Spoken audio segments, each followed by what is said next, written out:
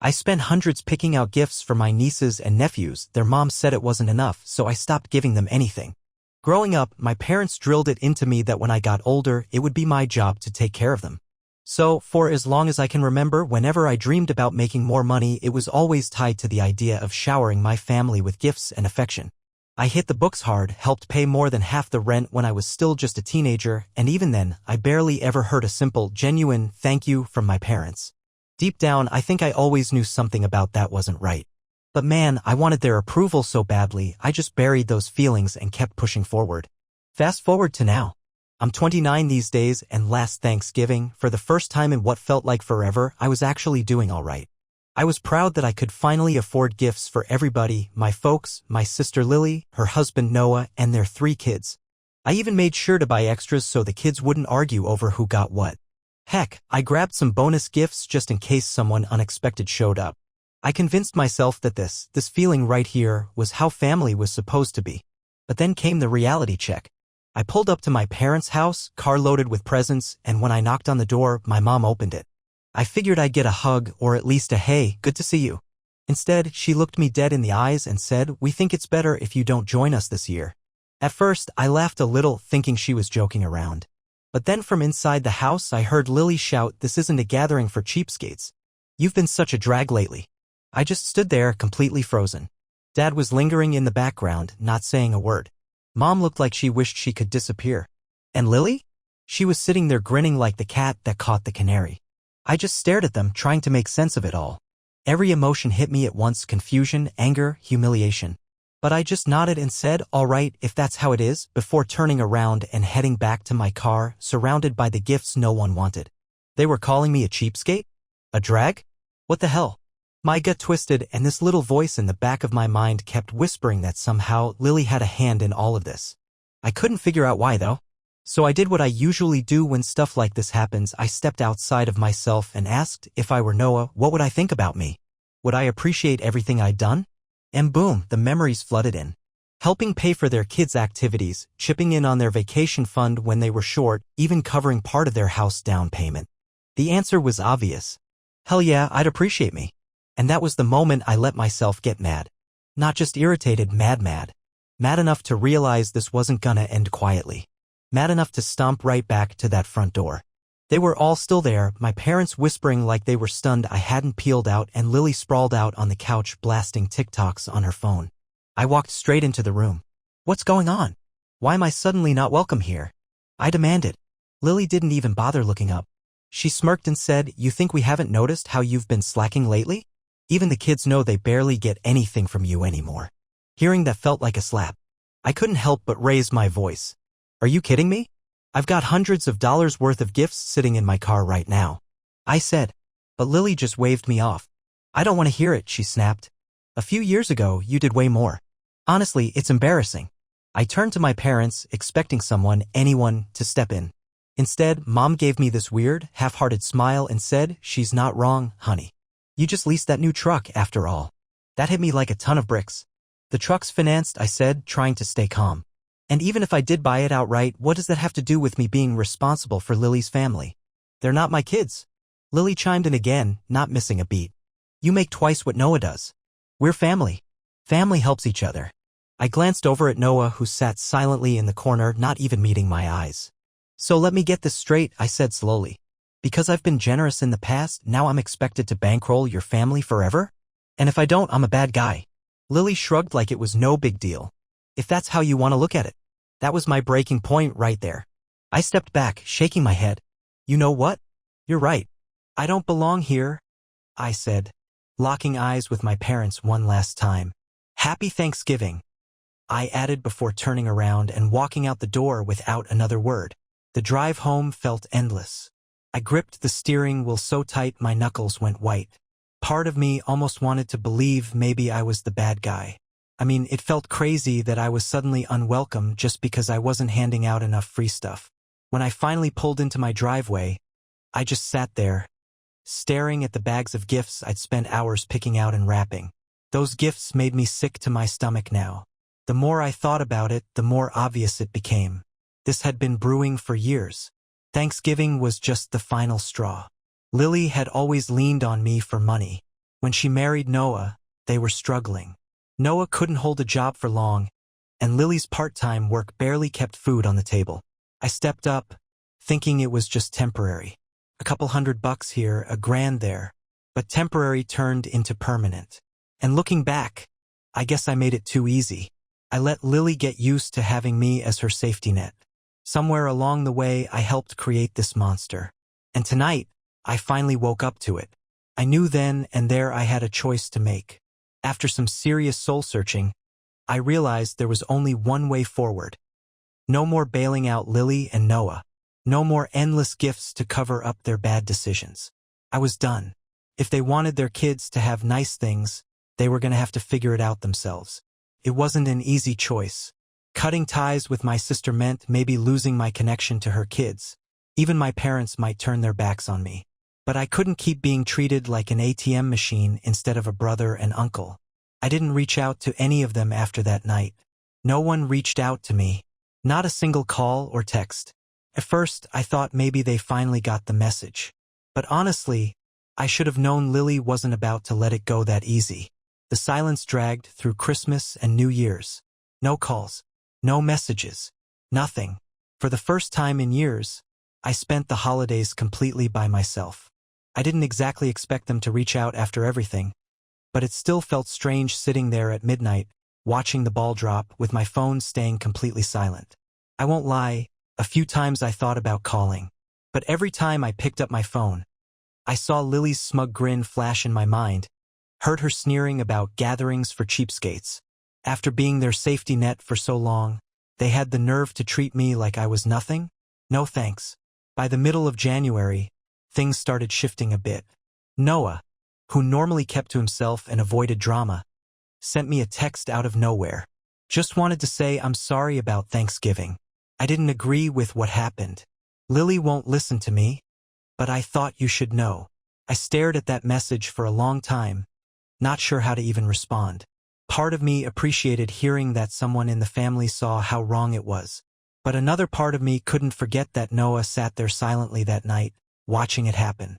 In the end, I replied, "Thanks for saying something, Noah. But this isn't something I can just brush off." He didn't try to argue, which honestly I appreciated. Then in early February, Lily showed up at my place without warning. I was in the middle of a video call for work when I heard someone banging on my front door, loud and aggressive. At first, I tried ignoring it, but it didn't stop. Finally, I gave in and opened the door, and there was Lily, standing there looking frazzled and pissed off. Before I could even say anything, she shoved past me into my apartment. "We need to talk," she snapped. I crossed my arms and stayed near the door. "What's this about?" I asked. She didn't waste any time. "You need to stop acting childish and start helping us again." I laughed right in her face. "Helping? You mean paying your bills?" "Yeah, no. I told you already. I'm done." Her face twisted with frustration. "You're the one who has extra money. Do you even know how hard it's been for us since you threw this tantrum? The kids barely have what they need. Noah's struggling. We can't make it without you." I couldn't believe what I was hearing. "Lily, are you even listening to yourself? You have a husband and kids. If you need more money, go get better jobs. It's not my responsibility to keep your life afloat. You've always helped before," she snapped. "Why are you being so stingy now?" "Stingy," I repeated. "Let's talk about stingy. You lied to Mom and Dad about me, turned them against me, banned me from Thanksgiving because I didn't spend enough, and now you're here asking for more." She tried to jump in, but I held up my hand to stop her. "We're done. I'm not giving you another dime. Don't reach out until you figure out how to behave like an adult." Lily stood there, seething, before she finally turned around and stormed out of my apartment. After she left, I figured that would be the end of it. She'd sulk for a while, complain to our parents, but eventually realize I wasn't going to budge. Turns out I was wrong. 2 days later, I got a call from an unknown number. Normally, I wouldn't answer, but something in my gut told me to pick up. "Hello," I said. "Hi, is this Ethan?" A woman's voice asked. "Yes, who's calling?" "This is Vanessa Carter. I'm an attorney." I represent a client with concerns about some financial matters involving your family. Do you have a moment to talk? My heart dropped into my stomach. An attorney? What kind of financial matters? I asked, already feeling my pulse pick up. I can't go into full details over the phone, she said carefully, but it involves contributions you made to your sister Lily and her family and how those funds were used. Who's your client? I asked, suspicious. There was a pause. I'm not able to disclose that at this time, but I can assure you you're not in trouble. It's more of an informational meeting. Against my better judgment, curiosity won out, and I agreed to meet her. The next day, I walked into Vanessa Carter's office and sat down. She wasted no time dropping the bomb. My client is Noah, she said, sliding a folder across the desk. I blinked at her in shock. Noah? Why would Noah need a lawyer? Vanessa watched me closely. Noah has reason to believe Lily has been misusing the money you provided them over the years, she said quietly. He found evidence that she's been hiding funds from both of you. My stomach twisted. Hiding funds? What are you talking about? Vanessa opened the folder. Inside were printouts of bank statements, receipts, screenshots of texts. Noah discovered that Lily has a hidden account she's been funneling your contributions into. Instead of using it for bills or the kids, she's been spending it on online shopping, spa retreats, personal vacations, and even a getaway with a friend named Mia. I stared at the papers, not even sure what to say. You're telling me all those times I thought I was helping their family, it was just funding Lily's shopping sprees? Vanessa gave a grim nod. That's exactly what it looks like. Noah debated whether to tell you, but after everything that's happened, he decided you deserve to know. I started flipping through the documents. There it was, money I'd sent during so-called emergencies. Later pulled into Lily's personal account. Expensive handbags, spa charges, luxury hotels, and not a single thing for the kids. Unbelievable, I muttered, feeling like the biggest fool alive. Vanessa nodded again. Noah only found out about the secret account a few weeks ago, she said quietly.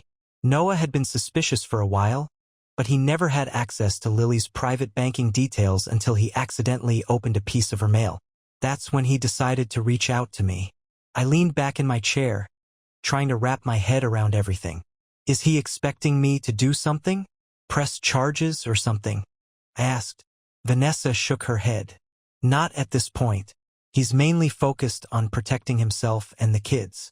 But he thought you deserved to know, in case Lily tries to pull anything else on you. I let out a bitter laugh. She already tried. Showed up at my place, demanding I start helping again. Vanessa nodded like she'd been expecting it. That matches what Noah said. It sounds like Lily's really feeling the heat now that you've cut her off financially. She paused for a second, then added, honestly, she might be in even deeper trouble than Noah realizes. I stared down at the folder, my thoughts spinning. Part of me wanted to storm over and confront Lily right then and there, but another part of me knew that's exactly what she'd want. Attention and drama. Instead, I asked, so what's Noah planning to do? Vanessa hesitated before answering. He's weighing his options. His priority is protecting himself and the kids, both financially and emotionally. If Lily's behavior gets worse, he's considering filing for separation. That hit me harder than I expected. Noah always struck me as the type to stick it out through anything. If he was thinking about leaving, things were way worse than I had realized. That night, I gave Noah a call. At first, it was a little awkward, but pretty quickly, the conversation turned deeper than I expected. I should have said something back at Thanksgiving, he admitted. I've never been good at standing up to Lily, but that's not an excuse. Why now? I asked him. Why tell me about all this after so long? He went quiet for a moment before answering. The kids deserve better. I deserve better. And honestly, so do you, after everything you've done for us. Whatever you decide to do next, you've got my support, I told him. Thank you, he said quietly. And I'm truly sorry about Thanksgiving. You didn't deserve any of that. We talked for a while longer, and by the time I hung up, I felt a weird sense of peace. Lily might have burned her bridge with me, but Noah and the kids? They weren't my enemies. If he was willing to take a stand, I wasn't going to hold a grudge. Still, deep down, I knew Lily wasn't done stirring the pot. A few weeks later, I got a text from Noah. "We're leaving this weekend." I called him right away. He explained that he and the kids were moving to his parents' house in another state. While Lily was off visiting a friend, which, let's be real, probably meant another shopping spree, Noah was packing up the essentials and getting the kids out. He didn't want Lily knowing where they were until he had everything legally squared away. "I just can't keep pretending everything's fine," he said quietly. "The kids see more than we give them credit for." "What about moving costs and getting set up?" I asked him, worried. There was a pause before he said, almost reluctantly, "I was hoping maybe you could help just until I get my first paycheck at the new job." I hate asking after everything. "Say no more," I told him. "Whatever you need, I've got you." I helped Noah and the kids relocate, but this time it felt completely different. For once, I wasn't being used, I was helping them build a better life. Of course, Lily lost it when she found out. She called me absolutely screaming, blaming me for turning Noah against her and ruining her family. I let her rant for about a minute before calmly saying, "Maybe if you spent less time shopping and more time being a mom and a wife, you wouldn't be in this situation. Good luck with that." Then I hung up. Noah's doing a lot better now. He's got a good job, the kids are settling into their new school, and he's finally starting to rebuild his confidence. As for Lily? Last I heard, she's still blaming everyone but herself. Eventually, my parents found out the truth. They apologized for siding with Lily at Thanksgiving, but honestly, I didn't need the apology. I was just grateful to finally be free from carrying that burden. Some family ties are worth fighting for. Others? They just drain you until there's nothing left.